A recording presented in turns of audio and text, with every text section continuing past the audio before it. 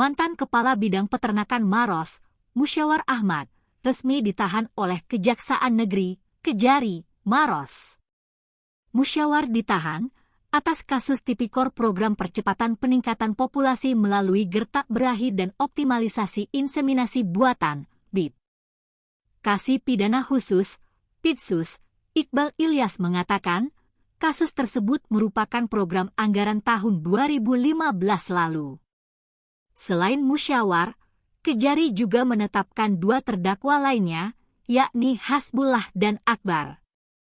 Namun, Hasbullah dan Akbar telah menyelesaikan masa hukumannya dan telah dinyatakan bebas.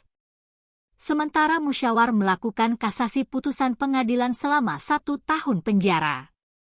Dalam kasus ini juga kerugian negara mencapai ratusan juta rupiah.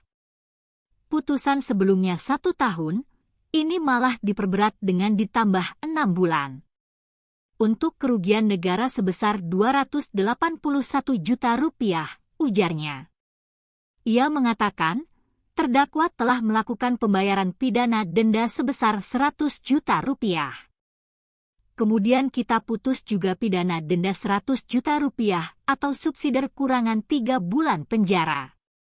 Jadi tadi yang bersangkutan secara kooperatif telah membayar pidana dengan sehingga tidak perlu menjalani kurungan penjara, katanya.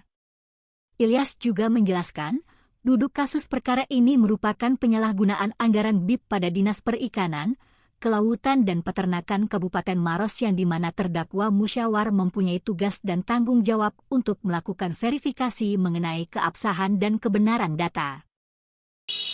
Pelaksanaan perintah Kepala Dinas Negeri Maros terkait dengan pelaksanaan putusan pengadilan yang telah berkekuatan tetap terhadap perkara terkait dengan program percepatan peningkatan populasi melalui gertak birahi dan optimalisasi inseminasi buatan tahun anggaran 2015, yang mana dalam perkara itu ada 3 terdakwa, 2 sebelumnya sudah dilakukan eksekusi atas nama Hasbullah dan atas nama saudara Akbar.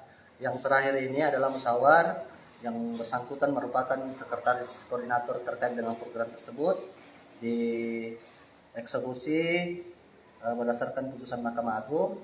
Itu pidana badannya itu selama 1 tahun dan 6 bulan. Kemudian diputus juga terkait dipidana juga denda sebesar 100 juta rupiah atau subsidi kurungan 3 bulan penjara.